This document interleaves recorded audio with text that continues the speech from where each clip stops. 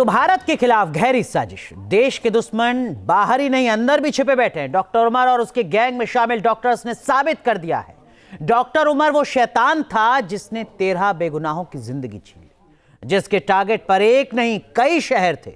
वो सफेद कोट में डॉक्टर था, लेकिन उसके दिल में देश के लिए नफरत थी।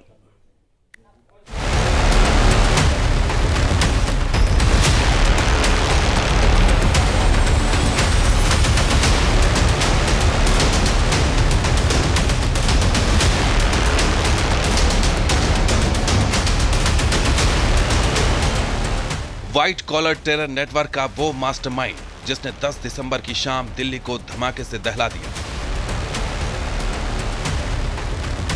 डॉक्टर के सफेद कोट में छिपाए एक आतंकी जिसने 13 बेगुनाहों को मौत की नींद सुला दी। जान बचाने वाला आखिर जान लेने वाला कैसे बन गया? दिल्ली ब्लास्ट का मास्टरमाइंड डॉक्टर उमर उन नबी। 10 दिसंबर शाम 6:52 दिल्ली के लाल किला के पास एक धमाका हुआ। हर तरफ चीख पुकार मची थी। ट्रैफिक सिग्नल पर खड़ी गाड़ियों के परखच्चे उड़ गए थे। 13 लोगों की जिंदगियां छिन चुकी थीं और 30 से ज्यादा लोग घायल हो गए थे। जहां धमाका हुआ वहां जांच एजेंसियों ने डेरा डाल दिया था। पुलिस और दूसरी टीमें धमाके के मास्टरमाइंड की तलाश में जुटी थीं। जिस कार में विस्फोट हुआ उस कार की ड्राइविंग सीट पर व्हील और एक्सीलेटर के बीच एक पैर भी फंसा हुआ मिला।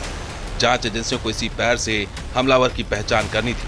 पुलिस ने डीएनए टेस्ट करने के लिए पुलवामा के डॉक्टर उमर नबी की मां का सैंपल लिया ताकि कार में मिले मानव अंग से उसका मिलान करवाया जा सके। 2 दिन बाद पुलिस के पास डीएनए रिपोर्ट पहुंच चुकी थी। डॉक्टर उमर का डीएनए सैंपल उसकी मां के डीएनए से मैच कर गया।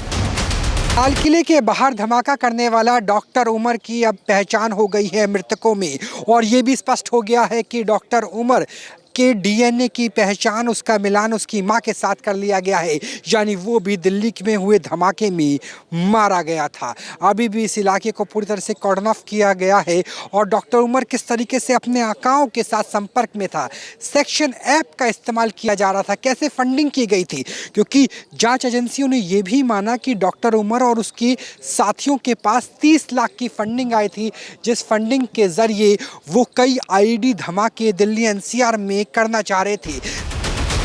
शुरुआती जांच में शक डॉक्टर उमर पर ही था, क्योंकि कार में डॉक्टर उमर उन नबी ही बैठा था। दिल्ली के करीब 50 जगहों के सीसीटीवी कैमरे में डॉक्टर उमर की कार दिख भी चुकी थी, लेकिन पुष्टि अभी बाकी थी। और जब डीएनए रिपोर्ट आई तो इसकी पुष्टि हो गई। दिल्ली ब्लास्ट के पीछे फरीदाबाद मॉड्यूल का हाथ है। दिल्ली ब्लास्ट के पीछे डॉक्टरों का गैंग शामिल है। दिल्ली ब्लास्ट के पीछे डॉक्टर उमर उन नबी था। ये उमर ही था जो फरीदाबाद से I-20 कार में सवार होकर दिल्ली के लिए निकला था। वो डॉक्टर उमर ही था जिसने अपनी कार में भारी मात्रा में विस्फोटक भर रखे थे। वो डॉक्टर उमर ही था जिसने देश के दिल को दहला दिया था। अब सवाल उठता है कि पुलवामा का रहने वाला डॉक्टर उमर का आतंकी संगठन जैश से क्या कनेक्शन था और वो कैसे दिल्ली को दहलाने में कामयाब रहा। उमर उन नबी पुलवामा के कोयल का रहने वाला था। उमर के 2 भाई और एक बड़ी बहन।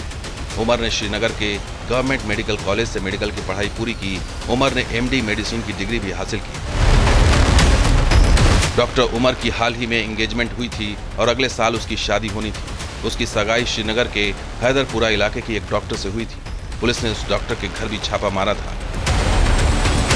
पुलिस आई थी रात को, हमें उसके 2 भाइयों को लेके गई है, सुबह मामा को लेके गई है, लेकिन हमें इतना पता नहीं था। हमने सोचा कि सस्पेक्शन होगा, शायद पूछताछ होगी, पूछताछ के बगैर उसके अलावा कुछ नहीं। उसकी कोई इन्वॉल्वमेंट थी ही नहीं, तो हम क्या बोले। जब कुछ होता तो हम बोलते। मैंने कहा ना, लोग नमाजों में रब से उसी जैसा बेटा मांगते होंगे। फिलहाल डॉक्टर उमर फरीदाबाद के अल फलाह यूनिवर्सिटी में पढ़ा रहा था। वो यहाँ असिस्टेंट प्रोफेसर था, यानी एक तरफ वो छात्रों को मरीजों की जान बचाने का गुर सिखा रहा था, तो दूसरी तरफ अपने ही हाथों सैकड़ों बेगुनाहों का खून बहाना चाहता था। अल फलाह यूनिवर्सिटी में ज्वाइन करने से पहले डॉक्टर उमर कश्मीर के ही कई अस्पतालों में तैनात रहा।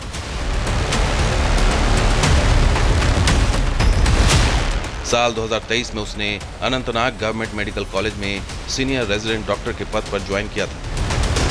पहले वो जंगलात मंडी यहाँ जीएमसी अनंतनाग। जीएमसी अनंतनाग में जी। था। और उसके बाद वो पढ़ने के लिए चंडीगढ़ गया था। जी। तो चंडीगढ़ के बाद वापस वो रिक्रूट हुआ घर। नहीं, एक दफा उसने नौकरी छोड़ दी थी ना। 2018 में जीएमसी में वो एज डॉक्टर काम कर रहा था। ये डेट्स मुझे याद नहीं है। डेट्स मुझे याद नहीं है कितने ऑपरेट, तो वो भी नहीं कर सकता कब से क्या था। अलबत्ता यहाँ उसकी ये दरअसल मंगनी वगैरह थी। तो उसकी मंगनी कहाँ पे वो हुई? श्रीनगर में थी। तो ये मेरे साथ वो बात नहीं हुई। मैं खास लोगों से किसी से बात नहीं ज़्यादा करता।